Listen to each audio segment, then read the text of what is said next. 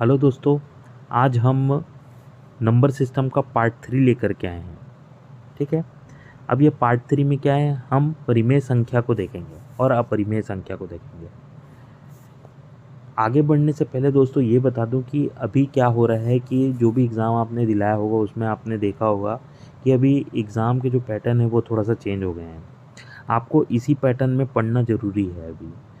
क्यों ज़रूरी है? क्योंकि आपको क्या ऑप्शन में दे देगा, पहला ऑप्शन ए में दे देगा ऐसी संख्या जो पी बाई क्यू के रूप में लिखी जाती है वो परिमेय संख्या है। फिर ऑप्शन बी में दे देगा शून्य एक परिमेय संख्या है। फिर ऑप्शन सी में दे देगा सभी भिन्न एक परिमेय संख्या है।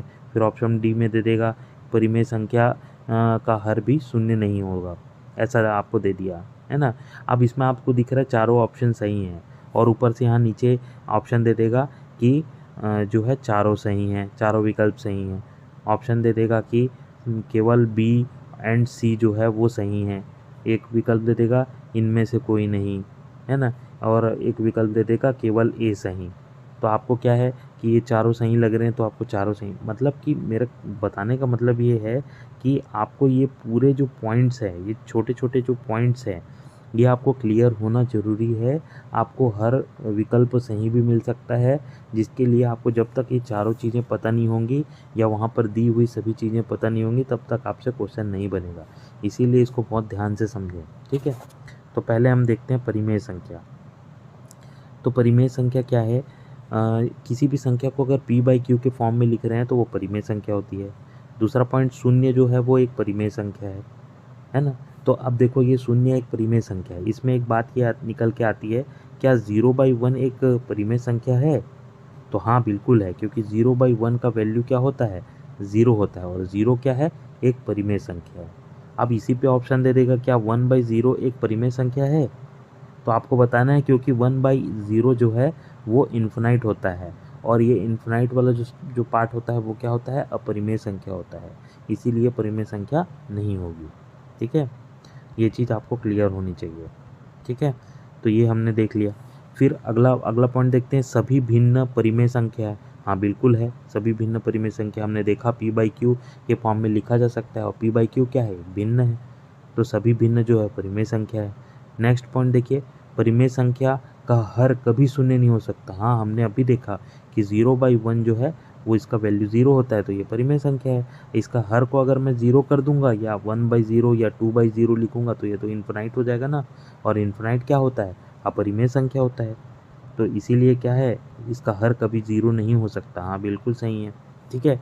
अब मानक परिमेय संख्या में हर धनात्मक और अंश जो है हर में एक के अतिरिक्त तो कोई गुणनखंड ना हो। जैसे कि ये बोलना क्या चाह रहा है, 3/5 दिया है तो क्या 5 का कितना गुणनखंड है? एक ही गुणनखंड है ना, दो तो नहीं है। तो ये क्या होगी? एक परिमेय संख्या होगी। जैसे 3/4 एक और ऑप्शन लिया है यहाँ पर, तो यहाँ 4 का देखो गुणनखंड है ना, 2, 2 × 2 और एक भी है, एक भी है इसका गुणनखंड। तो इसके गुणनखंड एक से ज़्यादा है तो ये क्या होगा? ये एक परिमेय संख्या जो है वो बिल्कुल नहीं होगा। ठीक है। तो जैसे कि हमने अभी देखा परिमेय संख्या, अब हम देखते हैं अपरिमेय संख्या। ये क्या होता है अपरिमेय संख्या? जो परिमेय संख्या नहीं होती है वो अपरिमेय संख्या होती है, सीधी सी बात है। अपरिमेय संख्या को कैसे डिनोट करते हैं? √2, √3, √4 ऐसा टाइप का लिखा रहेगा। ये क्या कहलाएगा? अपरिमेय संख्या कहलाएगा। इसी में हम देखते हैं नेक्स्ट पॉइंट, पुनरावृत्ति यदि दशमलव के बाद हो रही है तो अपरिमेय संख्या। मतलब वो क्या कहना चाह रहा है, यहाँ पर देखो ये दशमलव लगा है, अब दशमलव के बाद देखो 1 4 के बाद 3 3 3 3 इन्फिनाइट तक की पुनरावृत्ति हो रही है तो ये क्या कहलाएगा? ये एक अपरिमेय संख्या कहलाएगा। अब देखो इंपॉर्टेंट पॉइंट एक नोट पॉइंट पे मैंने बताया हुआ है, ध्यान से देखना है कि ये जो पाई होता है ना, पाई ये एक अपरिमेय संख्या है। ये याद रखिए, पाई जो है एक अपरिमेय संख्या, आपने पहले कभी पढ़ा भी होगा इसको, है ना, अपरिमेय संख्या है। अब इसमें समझने वाली बात क्या है, पाई का वैल्यू कितना होता है? जैसे कि हम पता है पाई का वैल्यू 22/7 होता है। तो देखो 22/7 तो एक भिन्न का फॉर्म हो गया, ये भिन्न में भिन्न है तो ये क्या होगा? ये एक परिमेय संख्या होगा, है ना। अब देखो इसी को जब हम पॉइंट में लिखेंगे तो क्या होगा?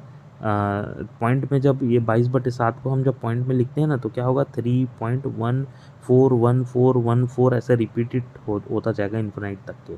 तो ये कौन सी संख्या होगी? ये फिर से अपरिमेय संख्या होगी। ठीक है। ये इसी चीज़ के लिए मैं इसको बता रहा था, ठीक है। ये हो गई बात। इसके बाद में वास्तविक संख्या किसको बोलते हैं?